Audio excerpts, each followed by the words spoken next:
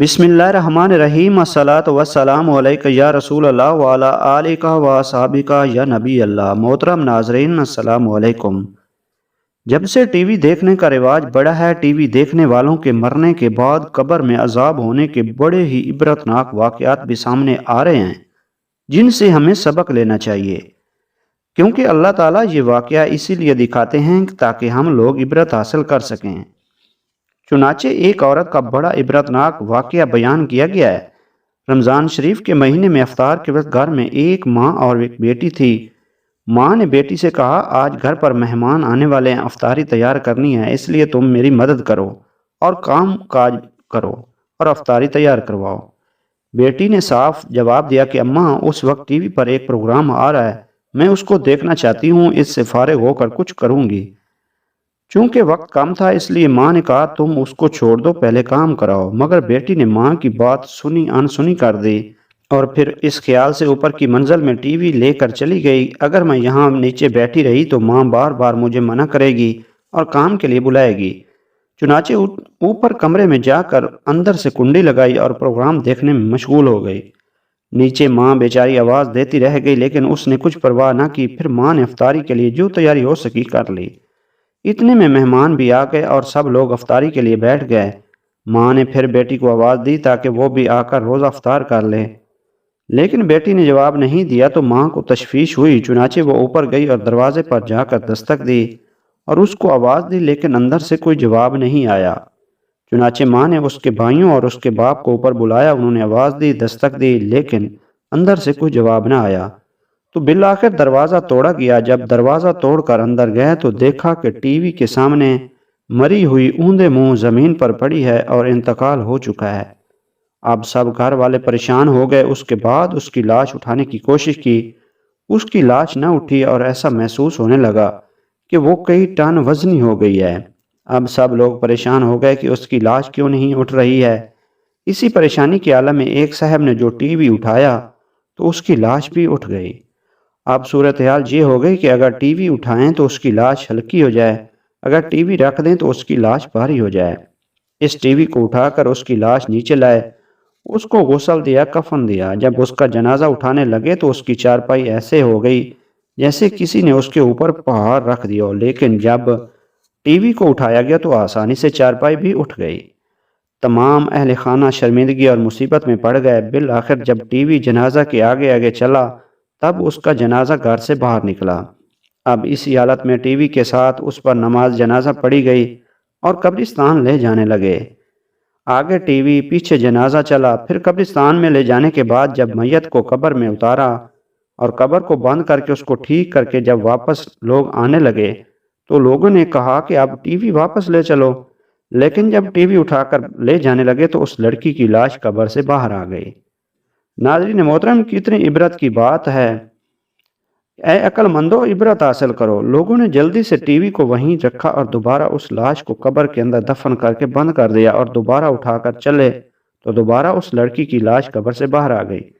اب لوگوں نے کہا کہ یہ ٹی وی کے ساتھ ہی دفن ہوگی، اس کے علاوہ کوئی اور صورت نظر نہیں آتی۔ آخر کار اس کی لاش قبر میں تیسری بار رکھی اور ٹی وی کو بھی اس کے سرانے رکھ دیا اور اس کے ساتھ ہی اس کو دفن کر دینا پڑا۔ اب ذرا سوچئے کہ اس لڑکی کا کیا حشر ہوگا اور کیا انجام ہوگا۔ ہماری عبرت کے لیے اللہ تعالیٰ نے ہمیں دکھا دیا۔ اب بھی ہم اگر عبرت نہ پکڑیں تو ہماری ہی نالائکی ہے۔ ناظرین محترم، ایک تابعی جن کا نام ربعی رحمۃ اللہ علیہ ہے، وہ اپنا واقعہ بیان کرتے ہیں کہ ایک مرتبہ میں ایک مجلس میں پہنچا، میں نے دیکھا کہ لوگ بیٹھے ہوئے باتیں کر رہے ہیں، میں بھی اس مجلس میں بیٹھ گیا۔ اب باتیں کرنے کے درمیان کسی کی غیبت شروع ہو گئی۔ مجھے یہ بات بری لگی کہ ہم یہاں مجلس میں بیٹھ کر کسی کی غیبت کریں۔ چنانچہ میں اس مجلس سے اٹھ کر چلا گیا، اس لیے کہ اگر کسی مجلس میں غیبت ہو رہی ہے تو آدمی کو چاہیے کہ اس کو روکے، اور اگر روکنے کی طاقت نہ ہو تو کم از کم اس گفتگو میں شریک نہ ہو بلکہ اٹھ کر چلا جائے۔ چنانچہ میں اٹھ کر چلا گیا۔ تھوڑی دیر بعد خیال آیا کہ اب مجلس میں غیبت کا موضوع ختم ہو گیا ہوگا، اس لیے دوبارہ اس مجلس میں اس کے ساتھ ہی بیٹھ گیا۔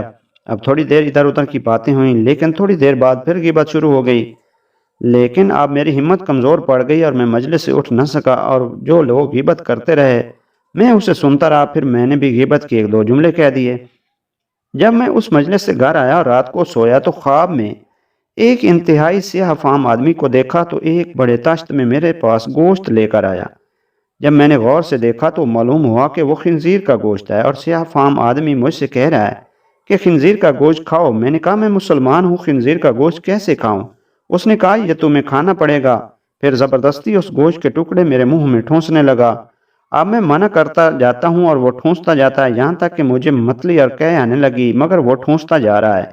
پھر اسی اذیت کی حالت میں میری آنکھ کھل گئی۔ جب بیدار ہونے کے بعد میں نے کھانے کے بعد کھانا کھایا تو خواب میں جو خنزیر کے گوشت کا خواب اور بدبودار ذائقہ تھا، وہ ذائقہ مجھے اپنے کھانے میں محسوس ہوا، اور 30 دن تک میرا یہی حال رہا۔ جس وقت بھی میں کھانا کھاتا، ہر کھانے میں اس خنزیر کے گوشت کا بدترین ذائقہ میرے کھانے میں شامل ہو جاتا۔ ناظرین محترم، اس واقعے سے اللہ تعالیٰ نے اس پر متنبع فرمایا کہ ذرا سی دیر میں نے مجلس میں غیبت کی تھی اور اس کا برا ذائقہ میں 30 دن تک محسوس کرتا رہا۔ ناظرین محترم، دو شخص آپس میں شریک تھے، ان کے پاس 8,000 اشرفیاں جمع ہو گئیں۔ ایک چونکہ پیشے سے واقف تھا اور دوسرا ناواقف تھا، اس لیے اس واقف کار نے ناواقف سے کہا اب ہمارا نباہ مشکل ہے، آپ اپنا حق لے کر الگ ہو جائیے۔ آپ کام کاج سے ناواقف ہیں، چنانچہ دونوں نے اپنے حصے الگ کر لیے اور جدا ہو گئے۔ پھر پیشے سے واقف کار نے بادشاہ کے مر جانے کے بعد اس کا شاہی محل 1,000 دینار میں خریدا اور اپنے ساتھی کو بلا کر اسے دکھایا اور کہا بتلاؤ میں نے کیسی چیز خریدی۔ اس کے ساتھی نے بڑی تعریف کی اور یہاں سے چلا اللہ تعالیٰ سے دعا کی، کہا خدایا میرے اس ساتھی نے تو 1,000 دینار کا کثرت دنیوی خرید لیا ہے، میں تو اس سے جنت کا مال چاہتا ہوں، میں تیرے نام پر تیرے مسکین بندوں پر 1,000 دینار خرچ کرتا ہوں۔ چنانچہ اس نے بھی 1,000 راہ خدا میں خرچ کر دیے۔ پھر اس دنیا دار شخص نے ایک زمانے کے بعد 1,000 دینار خرچ کر کے اپنا نکاح کیا۔ دعوت میں اس پرانے شریک کو بھی بلایا اور اس سے ذکر کیا کہ میں نے 1,000 دینار خرچ کر کے اس عورت سے شادی کی ہے۔ اس کے ساتھی نے اس کی بھی تعریف کی، بہر آ کر اللہ تعالیٰ کی راہ میں صدقہ کرنے کی نیت سے 1,000 دینار نکالے اور اللہ تعالیٰ سے عرض کی کہ بار الہی میرے ساتھی نے اتنی ہی رقم خرچ کر کے یہاں کی ایک دعوت کی ہے، اور میں اس رقم سے تجھ سے حور عین کا طالب ہوں، اور وہ رقم رہ خدا میں صدقہ کر دے۔ پھر کچھ مدت کے بعد اس دنیا دار نے اس کو بلا کر کہا کہ 2,000 کے 2 باغ میں نے خرید لیے ہیں، دیکھ لو کیسے ہیں۔ اس نے دیکھ کر بہت تعریف کی اور بہر آ کر اپنی عادت کے مطابق جناب باری تعالیٰ میں عرض کی کہ خدایا میرے ساتھی نے 2,000 کے 2 باغ یہاں کے خریدے ہیں، میں تو اسے جنت کے 2 باغ خریدنا چاہتا ہوں اور 2,000 دینار تیرے نام پر صدقہ ہیں۔ چنانچہ اس رقم کو مستحقوں میں تقسیم کر دیا۔ پھر جب فرشتہ ان کو فوت کر کے لے گیا، اس صدقہ کرنے والے کو جنت کے محل میں پہنچا دیا، جہاں ایک حسین عورت بھی اسے ملی اور وہ اسے 2 باغ بھی دیے گئے، اور وہ نعمتیں ملیں جنہیں خدا تعالیٰ کے سوا اور کوئی ہی نہیں جانتا تھا۔ تو اسے اس وقت اپنا وہ ساتھی یاد آیا۔ فرشتے نے بتلایا وہ تو جہنم میں ہے، تم اگر چاہو تو جھانک کر اسے دیکھ سکتے ہو۔ اس نے جب اسے جہنم کے اندر جلتا دیکھا تو اس سے کہا کہ قریب تھا کہ تم مجھے بھی چکمہ دے جاتا، اور تو یہ رب تعالیٰ کی مہربانی ہوئی کہ میں بچ گیا۔